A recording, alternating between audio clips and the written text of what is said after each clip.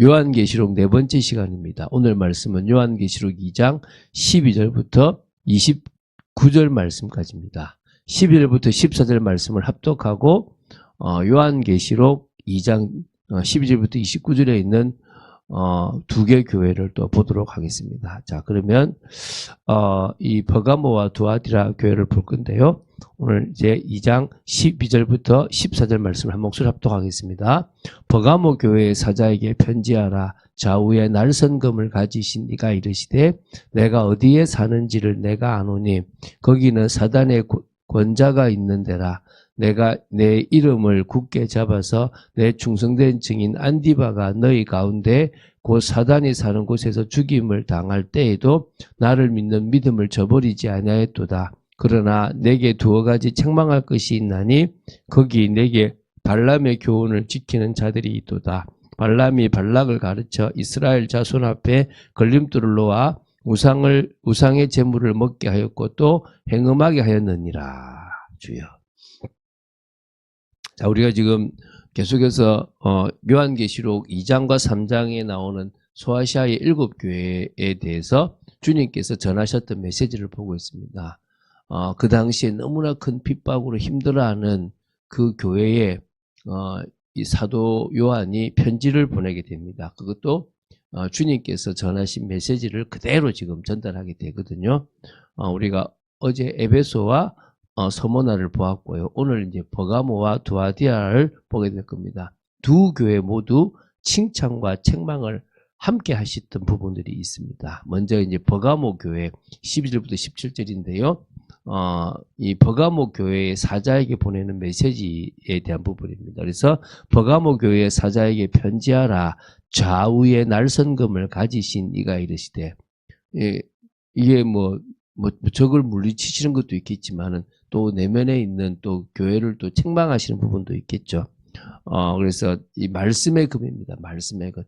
교회를 심판하고 정결케 하는 권위가 있죠.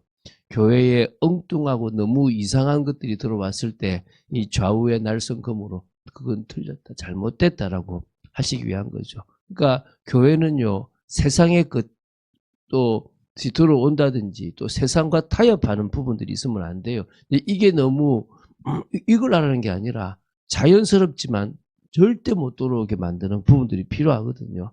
근데 이게 지금 사실은 잘 안 되는 경우들이 많아요. 살다 보면, 교회를 운영하다 보면 그렇게 됩니다. 그래서 13절에 보면 내가 어디에 사는지를 내가 아노니 거기는 사단의 권자가 있는 데라. 내가 내 이름을 굳게 잡아서 내 충성된 증인 안디바가 너희 가운데 곧 사단이 사는 곳에서 죽임을 당할 때에도 나는 나를 믿는 믿음을 저버리지 아니하였도다. 이게 지금 사단의 관자가 있다. 이게 이제 이 역사적으로 이 버가모 이 도시가 로마 황제하고 이렇게 관계되어 있는 부분들이 있어서 신전들이 있었다라고 볼 만큼 사단의 권자가 있다라고 할 만큼 이 우상숭배의 중심지였다라고 보면 돼요. 그러니까 제국 권력과 우상숭배가 있었던 곳이라고 보시면 되거든요. 그런데도 이 딱 예수의 이름을 딱 붙들고 굳게 붙잡고요. 안디바라고 하는 순교자가 나와서 딱 있는 나오는데도요. 더더욱 그 밖에 속에서도 신앙을 딱 지켰던 그런 것입니다. 그런데 이런 것이요. 딱 이 진짜 아무것도 아닌 것처럼 보이지만 이 음행에 넘어져요. 이 14절부터 16절까지가 이제 발람의 이 꾀가 교훈, 발람의 교훈이 나오는데요. 이 민수기 25장에 나오잖아요. 민수기 25장에 뭐가 나오냐면 발락의 그 요청대로 이스라엘을 저주하고 싶은데 축복만 했잖아요. 그때 미안하니까 뭐냐면 저기를 넘어뜨릴 방법은 없어. 하나님이 복 주시기로 마음먹은 걸 저주할 수는 없어. 그런데 스스로 넘어지게 할 수는 있어. 그건 음행이야. 행음이야, 행음. 우상의 재물을 먹게 하고 행음하게 하는 부분들은 있어. 그렇게 해봐. 그게 지금 있었던 거예요. 이게 지금 또 그러면서도요. 이게 니골라당의 교훈도 있었다는 거예요. 참 이게 은혜를 방종으로 왜곡해버리고요. 신앙과 삶을 분리해가지고 이게 지금 되게 안 좋은 거거든요. 사실은. 그러니까 이게 지금 영지주의자들이요. 그러니까 우상의 재물을 먹으면서 막 이게 막 유금무익하고 영은 거룩하다 이런 식의 게 있다는 거예요. 그래서 그거를 이제 회개를 촉구한 겁니다. 심판을 경고한 거죠.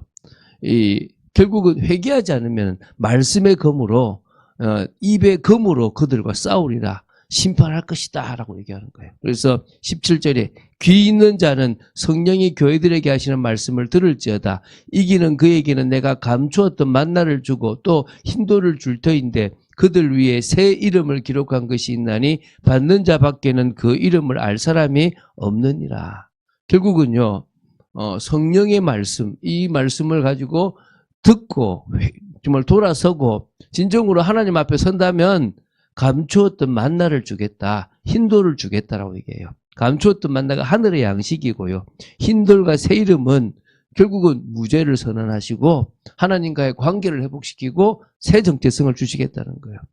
이 버가모가요. 로마가 이 지역을 아시아주에 편입시키기 위해서 무시아주로 불렀던 지역의 수도라고 보시면 돼요.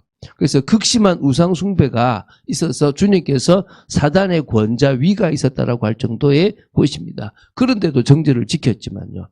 결국은 내부적으로 그 우상 숭배가 무너지게 만들었습니다. 결국은 말씀을 지켜 믿음으로 승리한다면요. 감추인 그런 만나, 흰돌을 받게 되고 약속을 받게 될 거라는 겁니다. 두 번째 두아디라 교회입니다.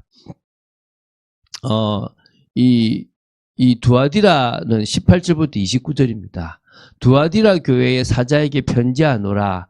편지하라. 그 눈이 불꽃 같고 그 발이 빛난 주석과 같은 하나님의 아들이 이르시되. 그러니까 불꽃 같은 눈, 또 빛난 발은 뭐냐면 불꽃 같은 눈은 숨겨진 죄를 꿰뚫는 시선이 있다는 거예요. 또 빛난 발은 뭐냐면 그 주석이란 말은 뭐냐면 흔들리지 않는 공의의 심판이 있다는 거예요. 그러니까 결국은 사랑이 넘치고 막 이런 것처럼 보이지만요. 심판의 메시지가 더 엄중하다는 부분이 사실 있다는 겁니다. 그래서 내가 내 사업과 사랑과 믿음과 섬김과 인내를 나누니 내 나중 행위가 처음보다 많도다. 이 말은 뭐냐면 사랑, 믿음, 섬김, 인내.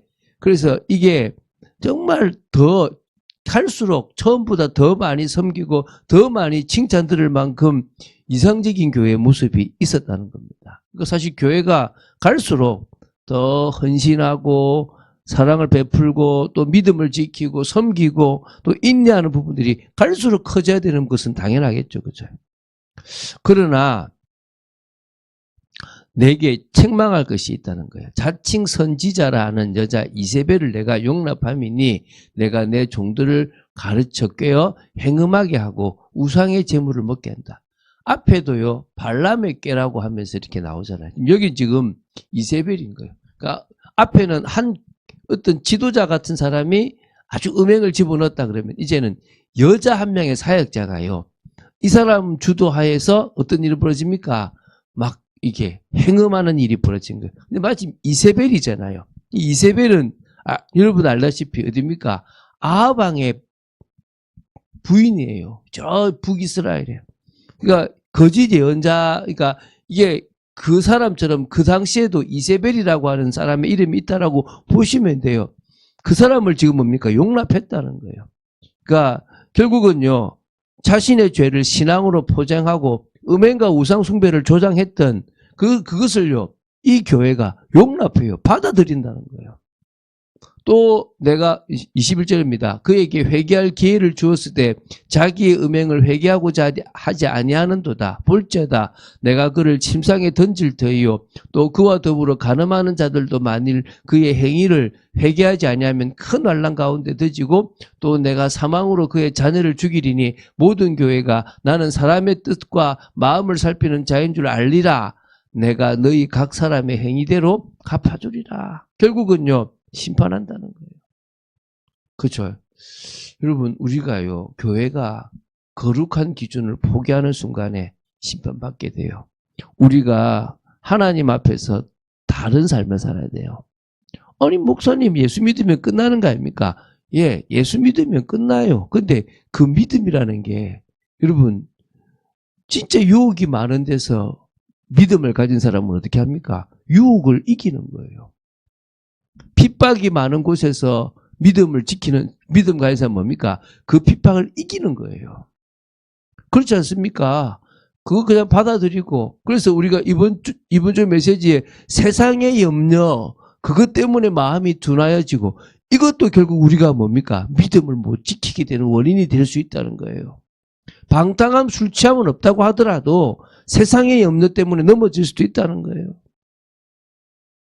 오늘 여러분, 결국 우리가요, 속지 말아야 됩니다. 그래서 24, 25에 보면요, 두아디라에 남아있는 이 교훈을 받지 아니하고 소위 사단의 깊은 것을 알지 못하는 너희에게 말하노니 다른 짐으로 너희에게 지울 것은 없도다. 다만 너희에게 있는 것을 내가 올 때까지 굳게 잡으라.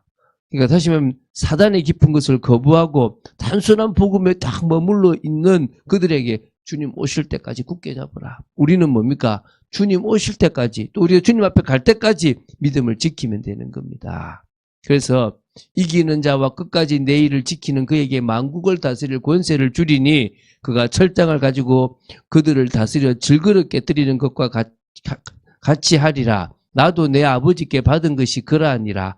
내가 또 그에게 새벽별을 주리라. 귀 있는 자는 성령이 교회들에게 하시는 말씀을 들을지어다. 그러니까 이기는 자에게 상급이 있다는 거예요. 만국을 다스리는 권세가 있고요. 새벽별을 준다는 겁니다. 새벽별. 이 예수 그리스도 자신이잖아요. 그러니까 권세보다 그리스도 그분 그 자체를 주셔서 우리로 하여금 승리하게끔 하신다는 겁니다. 결국은 가장 큰 상급을, 큰 기업을 받아 누리게 하신다는 거예요. 무슨 말입니까? 결국은요, 우리가 신앙생활을 해 나가는 경우에 이런 이세벨 음행과 같이 또 세상적인 것들이 막 들어오는 경우들이 있다는 거예요. 아무리 갈수록 더 신앙이 좋아져도 내면에서부터 일어나는 문제를 못 이기면 안 되는 겁니다. 그런 의미에서요, 핍박도 이기고 환난도 이기고 유혹도 이겨야 되는, 그래서 내 내면에서부터 교회가 가장 교회다운, 사단이 아무리 유혹하더라도 우리는 끝까지 우리의 신앙을 지키는 게 중요한 겁니다. 목사님, 이 요한계시록 계속하면은 우리도 이 이단 속에 있는 것처럼 또 우리를 오해하면 어떻게 합니까? 여러분, 구더기 무서워서 자가 안 담글 겁니까? 우리가 이 요한계시록을 성경인데, 주님이 주신 성경인데 안 볼 겁니까? 우리가 이것을 이상하게 보지 않으면 돼요. 우리가 이것을 하나님이 원하시는 방법대로 보면 되는 겁니다. 그래서 이건 봐야 되는 거고요. 또 진짜 주님 오실 때가 가까이 왔다라고 우리가 믿는다면 더더욱 깨어있어야 될 거라고 믿습니다.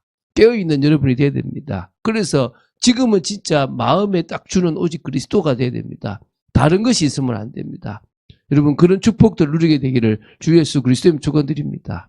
주는 그리스도시요 살아계신 하나님의 아들이심을 고백합니다. 말씀 따라가는 축복 속의 독재들을 지켜주시고 인도하여 주시고 역사하여 주시옵소서. 하나님의 하실 역사들이 있기를 간절히 소원합니다. 믿음으로 서 있도록 지켜주시고 인도하여 주시고 저희들이 더더욱 믿음을 지키는 복된 삶을 살도록 역사하여 주시옵소서. 주 예수 그리스도 이름으로 기도드립니다. 아멘.